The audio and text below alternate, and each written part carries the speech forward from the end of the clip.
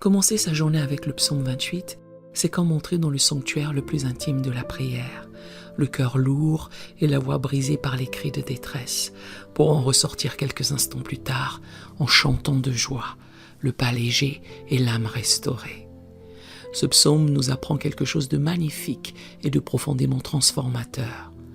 Notre Dieu est un spécialiste de l'alchimie spirituelle. Il prend le plomb de nos cris les plus désespérés et le transforme en or pur de louanges vibrantes. Ainsi, peu importe la nature de la détresse qui vous étreint ce matin, peu importe le poids des problèmes qui semblent vous submerger, Dieu vous murmure à travers ces versets anciens. L'Éternel est ma force et mon bouclier. En lui mon cœur se confie et je suis secouru. Nous allons aussi prier une prière puissante avec vous, une prière qui ne craint pas de porter nos cris les plus bruts devant le trône de grâce, pour découvrir ensemble comment Dieu, dans sa miséricorde infinie, les transforme en cantiques de victoire. Alors, restez jusqu'à la fin et ouvrez votre cœur, car vous êtes sur le point de recevoir les bénédictions de cette transformation divine. Chaque matin, nous nous réveillons avec différents types de cris dans notre cœur. Parfois, ce sont des cris de joie et de gratitude qui nous accueillent au lever du soleil. Mais souvent, bien plus souvent, ce sont des cris silencieux de détresse, d'inquiétude, de frustration ou de profond découragement. Le psaume 28 nous ouvre une fenêtre sur l'âme du roi David, dans l'un de ces moments où son cœur crie vers Dieu depuis les abysses de la souffrance. Mais il ne nous laisse pas dans les ténèbres, il nous révèle le processus miraculeux par lequel ce cri se transforme en une célébration éclatante. Maintenant, écoutez attentivement ceci, car c'est une clé pour comprendre non seulement ce psaume, mais toute une vie de prière. Le psaume 28 illustre parfaitement ce que les théologiens appellent la structure de la lamentation biblique. C'est un voyage en 3 étapes. Le psaume commence par une description honnête et brute de la détresse, versets 1 à 2. Il se poursuit par une demande audacieuse de justice contre l'iniquité, versets 3 à 5. Puis, il pivote soudainement vers une transformation spectaculaire en louange, versets 6 à 9. Cette structure qui se retrouve dans de nombreux psaumes est un cadeau pour nous. Elle nous enseigne que Dieu ne nous demande pas de venir à lui en cachant nos larmes ou nos frustrations. Au contraire, elle nous donne la permission de commencer nos prières dans les larmes, sachant qu'elles peuvent se terminer par la grâce de Dieu dans la joie. Le mot hébreu utilisé pour crier au verset 1, shava, ne désigne pas un simple appel à l'aide. C'est un cri viscéral, un hurlement de détresse profonde, comme celui d'une personne qui se noie, qui voit sa vie défiler devant ses yeux. C'est un cri qui vient des entrailles. Pourtant, ce même David qui crie si désespérément au début, terminera son psaume en déclarant que son cœur a de l'allégresse et qu'il loue Dieu par ses chants. Aujourd'hui, nous allons découvrir comment porter nos cris les plus profonds devant Dieu, sans crainte. Comment faire confiance à sa justice parfaite, même lorsque nous sommes victimes de trahison. Et comment voir nos détresses personnelles se transformer en témoignages puissants de sa fidélité. Nous commençons par le cri urgent vers le rocher, le thème des versets 1 et 2. Ne reste pas sourd. Au verset 1, David ne prend pas de détour. Il commence par un cri qui vient du plus profond de son être. De David. Éternel, c'est à toi que je crie, mon rocher. Ne reste pas sourd à ma voix, de peur que si tu t'éloignes sans me répondre, je ne sois semblable à ceux qui descendent dans la fosse. Éternel, c'est à toi que je crie. Remarquez la première décision de David. Il ne commence pas par expliquer son problème, ni par se plaindre de ses ennemis. Il commence par identifier la bonne adresse pour sa détresse. Dans nos moments de crise, notre premier réflexe est souvent de crier vers les humains, vers les institutions, vers les solutions temporaires. David, lui, sait que seul l'Éternel peut vraiment l'aider. L'orientation de son cri est déjà un acte de foi. Mon rocher. David utilise ici un terme d'une intimité et d'une puissance extraordinaire. Le mot hébreu tsur évoque bien plus qu'une simple pierre solide. Il évoque un refuge imprenable, un abri contre la tempête, un lieu de sécurité absolue. C'est l'image d'un fugitif trouvant refuge dans une forteresse rocheuse des montagnes de Judée. En disant « mon rocher », David ne s'adresse pas à un Dieu distant et conceptuel, mais à son rocher personnel. Celui qui a été sa sécurité dans le passé, celui sur qui il a bâti sa vie. Ne reste pas sourd à ma voix. Ici, David exprime sa plus grande peur. Ce n'est pas que Dieu soit incapable de l'aider, mais qu'il choisisse de ne pas répondre. Le mot hébreu pour sourd, éresh, signifie littéralement garder le silence. Le silence de Dieu est l'une des expériences les plus angoissantes pour un croyant. David demande à Dieu de briser son silence apparent, de lui donner un signe, une parole, une intervention. De peur que je ne sois semblable à ceux qui descendent dans la fosse. La fosse, Bor, désigne à la fois la tombe physique et le Shéol, le royaume des morts dans l'Ancien Testament, un lieu de silence, d'oubli et d'impuissance. David comprend que sans la réponse vivifiante de Dieu, il est voué à la destruction, non seulement physique, mais aussi spirituelle. Une vie sans la communion avec Dieu est une forme de mort. Cette urgence révèle que David fait face à une situation de vie ou de mort. Au verset 2, David précise sa demande. « Écoute la voix de mes supplications quand je crie à toi, quand j'élève mes mains vers ton sanctuaire. » Il accompagne ses paroles d'un geste physique. Élever les mains était la posture classique de la prière, symbolisant à la fois la supplication désespérée et la reddition totale à la volonté de Dieu. Et il oriente sa prière vers ton sanctuaire, au lieu de la présence particulière de Dieu. Même dans sa détresse, il s'approche de Dieu avec révérence. Cette urgence nous enseigne que Dieu accueille nos cris les plus désespérés. Il n'est pas offensé par notre intensité émotionnelle, il n'est pas dérangé par nos demandes urgentes. Au contraire, il nous invite à venir à lui avec confiance, même et surtout quand nous sommes au bout de nos forces. Ensuite, David devient plus spécifique sur la source de sa détresse. C'est la demande de justice divine, le thème des versets 3 à 5. Au verset 3, il prie « Ne m'emporte pas avec les méchants et les hommes iniques, qui parlent de paix à leur prochain et qui ont la malice dans le cœur. Ne m'emporte pas avec les méchants » est une prière pour la distinction.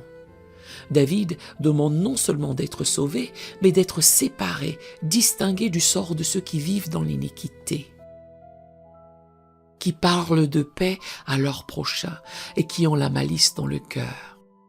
Ici, David décrit l'hypocrisie la plus dangereuse et la plus douloureuse, ceux qui affichent l'amitié mais planifient la trahison.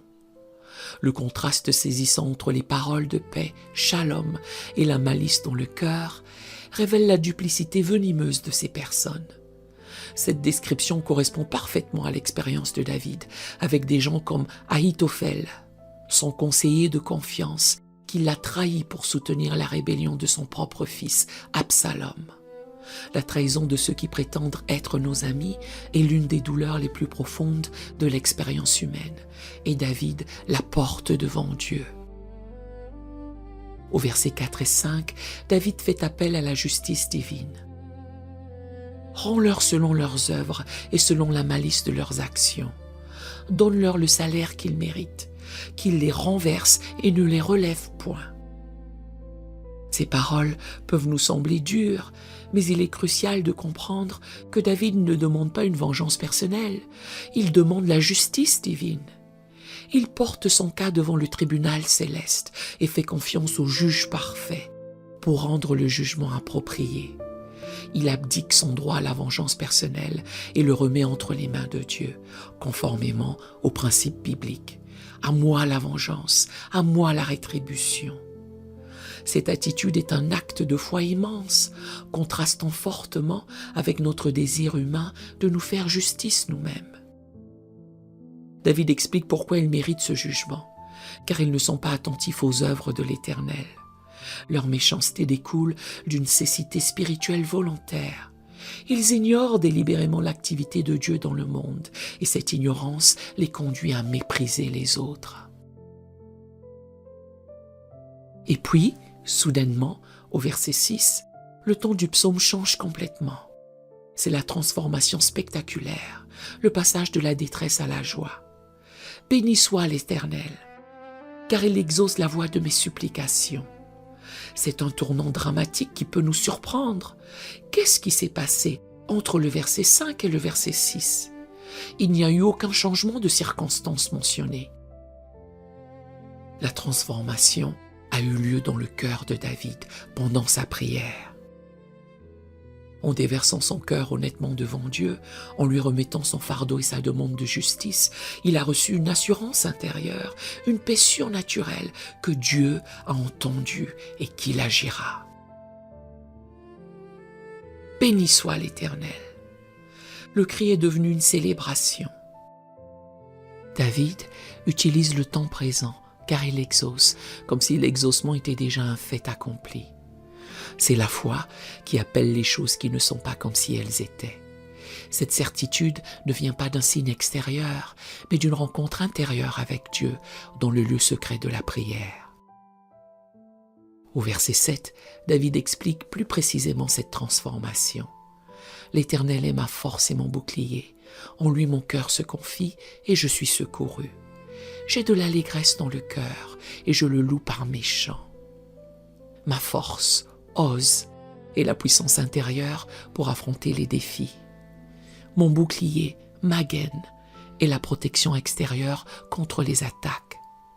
Ensemble, ils représentent une protection complète. En lui, mon cœur se confie et je suis secouru. Le mot confie, bata, suggère une sécurité totale, comme un enfant qui s'abandonne dans les bras de son père. Le résultat est immédiat. Je suis secouru. David expérimente déjà le secours divin dans son âme, et la progression est complète.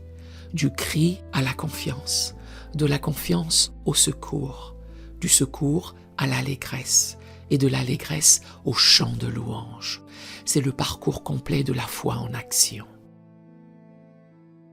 Enfin, dans les derniers versets, nous assistons à l'extension communautaire, le passage du personnel au collectif. La bénédiction reçue par David déborde de son cœur pour atteindre les autres. L'Éternel est la force de son peuple. Il est le rocher des délivrances de son oint. Sauve ton peuple et bénis ton héritage. Sois leur berger et leur soutien pour toujours. David passe de « ma force » verset 7 à la force de son peuple. Son expérience personnelle de la fidélité divine l'amène à intercéder pour toute la communauté. C'est le signe de la maturité spirituelle. Notre relation personnelle avec Dieu nous rend sensibles aux besoins des autres. Au verset 9, David formule une prière pastorale magnifique. « Sauve ton peuple ». Il demande pour les autres la même délivrance qu'il a expérimentée. « Bénis ton héritage ». Il demande que la relation spéciale entre Dieu et son peuple se traduise par des bénédictions concrètes. Sois leur berger et leur soutien pour toujours. Il utilise deux métaphores puissantes. Le berger guide, protège et nourrit. Le soutien évoque l'action de porter un fardeau, comme un père porte son enfant fatigué. David demande que Dieu exerce ses rôles pour toujours. Notre gratitude personnelle doit toujours se transformer en intercession communautaire. Mes amis, le psaume 28 nous révèle un secret puissant. Dieu est le grand spécialiste de la transformation. Vos moments de détresse ne sont pas des échecs spirituels, ce sont des opportunités pour découvrir de nouvelles dimensions de sa fidélité. Ce psaume nous enseigne à crier vers la bonne adresse, directement à Dieu. Il nous encourage à être spécifiques dans nos prières, à nommer nos peurs et nos injustices. Il nous appelle à faire confiance à la justice divine plutôt qu'à notre propre vengeance. Il nous promet que la prière nous change, même avant que nos circonstances ne changent. et il nous invite à partager notre témoignage, à laisser notre gratitude personnelle déborder en prière pour les autres. Aujourd'hui, portez vos cris les plus profonds devant le trône de grâce. Faites confiance au fait que Dieu peut transformer votre détresse matinale en un chant de louange le soir. Votre rocher n'est jamais sourd à votre voix. Maintenant, à tous ceux qui entendent ma voix, allons au Seigneur en prière.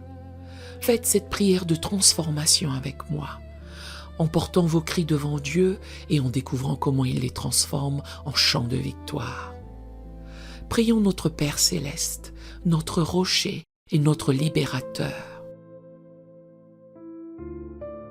Père fidèle, Dieu de toute grâce et de toute miséricorde, toi qui transformes les cris en chants et les larmes en joie, je viens devant toi aujourd'hui avec un cœur qui connaît à la fois la détresse et l'espérance.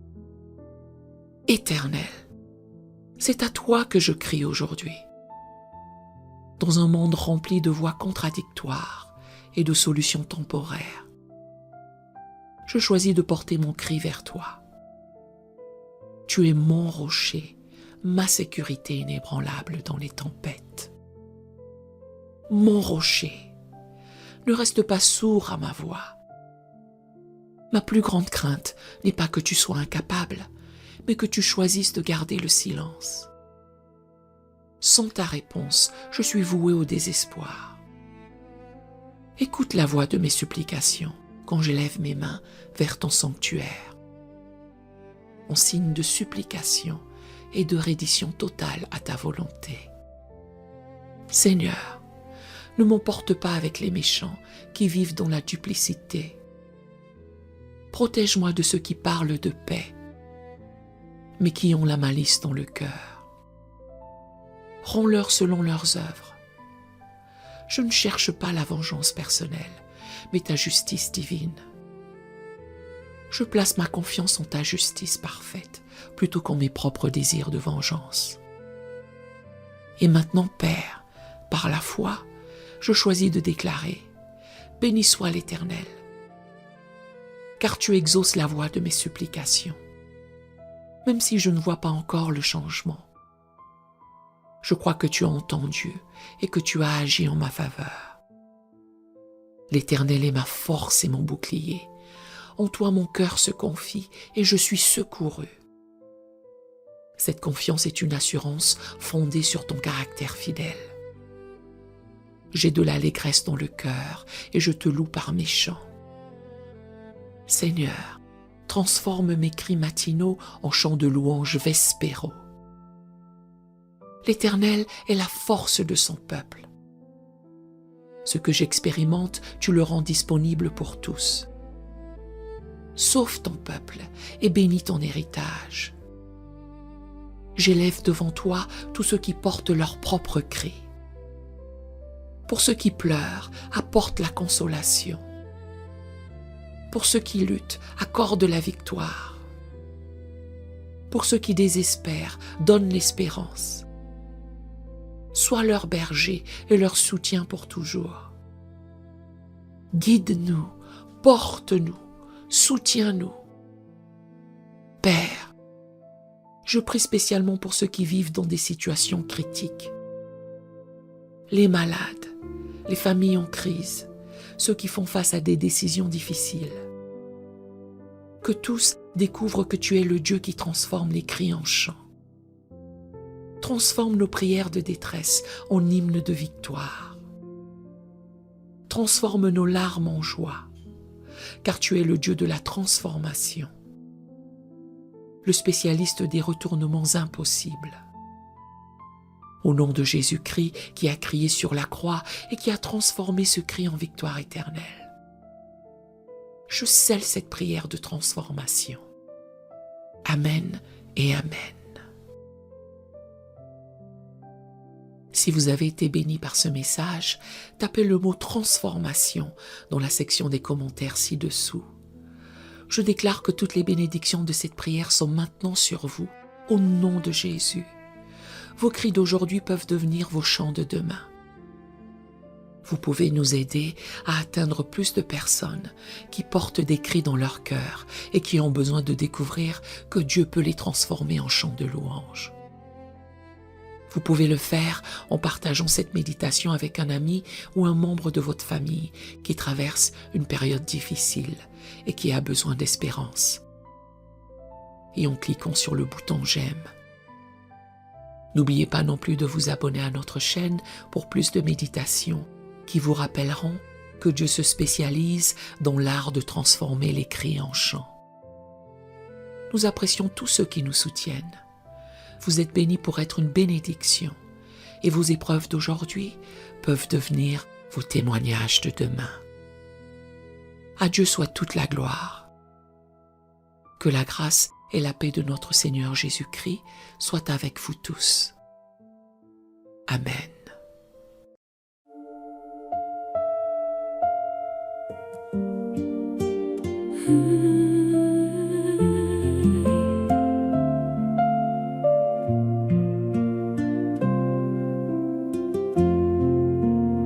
J'ai cru que je savais, j'ai tracé mes propres routes, confiant en ma sagesse, ignorant mes doutes. Mais mes chemins choisis m'ont laissé fatigué, épuisé de porter ce que tu devais garder. J'ai marché dans le bruit, loin de ta voix douce, et plus je m'éloignais, plus ma paix se pousse. Alors dans ma défaite, j'ai levé les yeux vers toi, un cœur brisé, les mains vides, cherchant ta loi. Enseigne-moi tes voies, conduis-moi dans ta vérité. Ce cri de David est devenu le mien ce soir. Tu es mon berger, je ne manquerai de rien. Tu aplanis mes sentiers quand je marche avec toi. Tu es mon berger, et dans